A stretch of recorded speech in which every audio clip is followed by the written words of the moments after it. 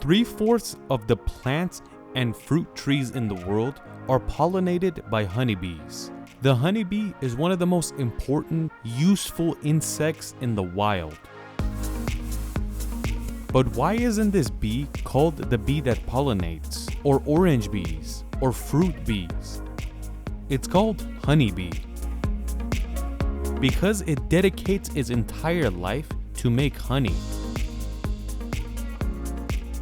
A beehive that has a population of about 20 to 60,000 bees can produce 50 kilos of honey per year. We're saying 50 kilograms like it's nothing, but producing this much honey needs a lot of employees and a lot of time and dedication. Tens of thousands of bees have to try to produce this much honey in a year. 100% pure honey comes from the nectar of a flower. Basically, bees go to flower after flower and pull the sweet nectar from the center of the flower and eat it. Before we move forward, let's learn more about the honeybee itself. Bees have two stomachs. One is a normal stomach for its own food, and then you have the honey stomach. Any bee that wants to fill its honey stomach, it has to eat nectar from 1,000 different flowers, and then the honey stomach is filled up to the brim. If you see a honeybee that's pretty fat and chunky, just know the honey stomach is filled up. But don't think the honey in the stomach is ready. It needs a lot of work. When the honey stomach starts to fill up, the enzymes that is found in the stomach, they starts to put an effect on the new nectar, and it's slowly turning into the honey we know and love. When a honeybee with a filled up stomach enters the hive, it starts vomiting into another bee's mouth, and it starts a chain reaction, and each worker that gets some honey in their stomach, they throw it up in another bee's mouth. But why do they keep throwing up in each other's mouth? These continuous vomiting causes the enzymes of different bees to have a greater effect on the honey, and you could say the enzymes make it more pure. Eventually, after a lot of vomiting into each other's mouth, one bee is gonna say that it's ready, and then it goes up to a hive and throws up into a hexagonal shaped hive we all know. The honey is still not ready because it's too watery and it has to dry up. In this situation, the bees start flapping their wings to create some wind, and by doing this, the bees allow the water inside the new honey to evaporate and have less water compound in it, and it goes from 70% water to less than 20% water. The lower water in the honey and being acidic, it causes bacteria to stay away from this new food, and that is why there is no expiration date for honey. The Sumerians around 6,000 years ago were the very first people to talk about eating honey, and the Egyptians were right after.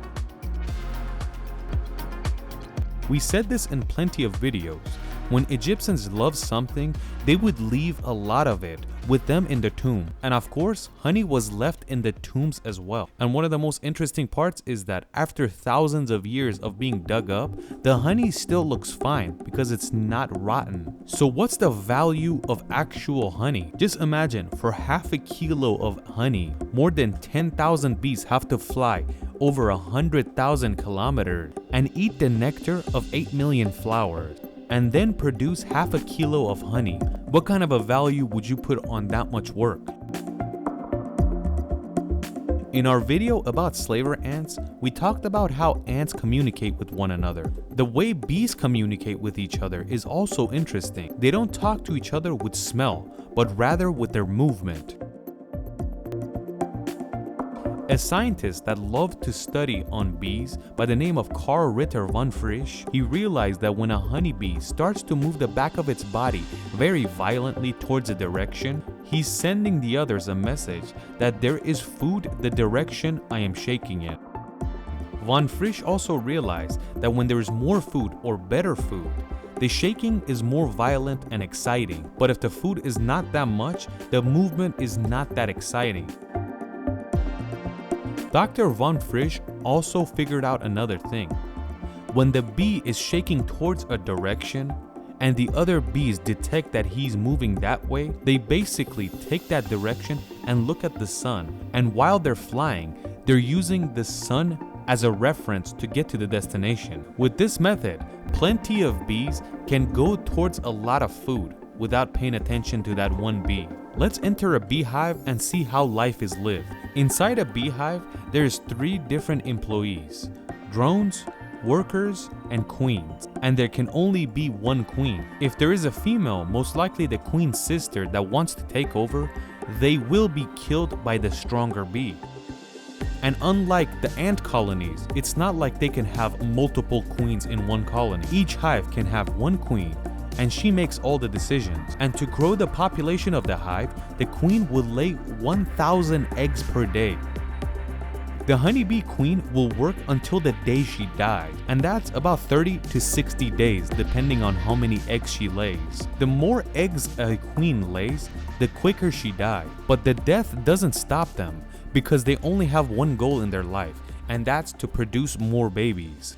So what is the job for the drone? They are all male, and their only job is to impregnate the queen, and they're the lowest population in a bee colony. Most of the population in a beehive is the worker, and the weird part is that most of the workers are female. Didn't we say there can only be one female or one queen inside a beehive? So what are these ladies doing? Because of the food they ate when they were little, sexuality doesn't mean anything for them anymore. They are a female, but they have no clue that they can give birth or lay eggs. They are only wired one way, to continue working, and what the beehive eats is always set by the queen.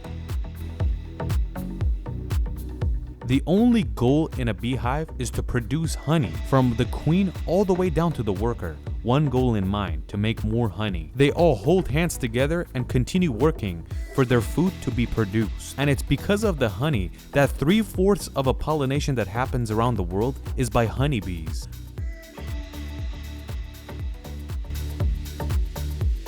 Bees produce honey, and they have a lot of customers around the world. Of course, bears love honey, and they'll just pull a hive and start eating it. Humans are even worse. They engineer a way for the bee to make more honey quicker. You might ask, where can you get fully natural honey? We really don't know.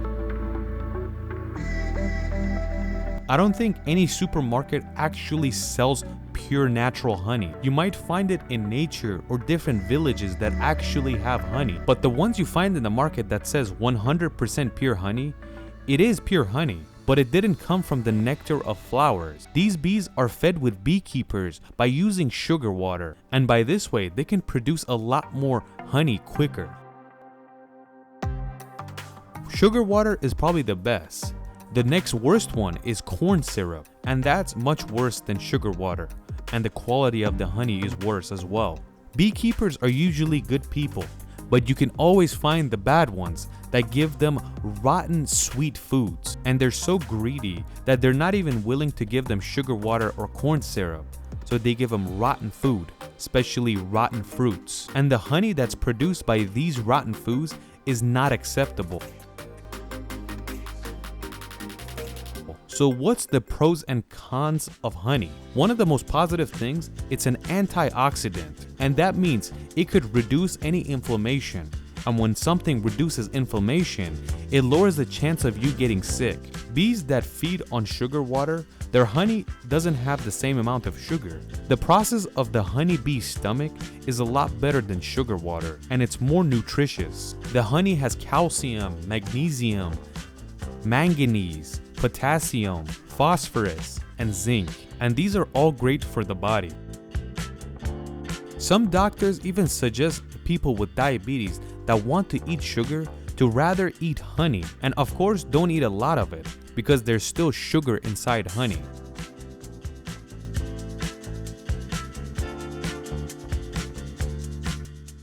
Another thing that honey does to help the body, unlike sugar, is it helps you digest the food. Like for example, eating too much sugar can make diarrhea much worse, but honey can help make it better.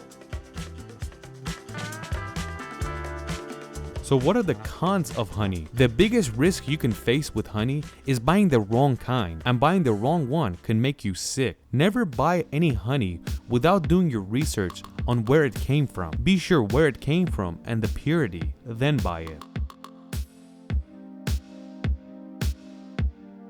Another con about honey is that too much of it is not good for you, because either way you're getting a lot of sugar. If you eat a lot of sugary foods, it's bad for you, but your body still needs sugar, and it would be better if that sugar comes from honey.